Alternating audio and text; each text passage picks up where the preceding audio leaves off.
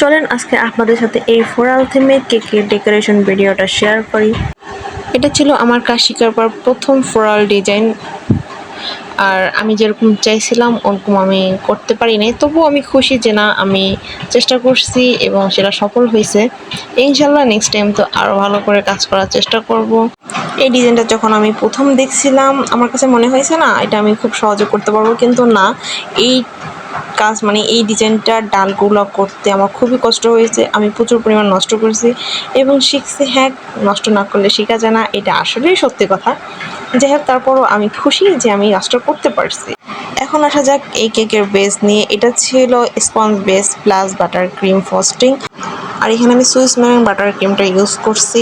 আর দেন এটার উপরে ফন্ডেন্ট দিয়ে কভার করা ছিল, আর ডিজাইন তো আছেই। সো সব কিছু মিলে আমার কাছে মোটামুটি ভালোই লাগছে। তোমাদের কাছে কেমন লাগলো? Thanks for watching.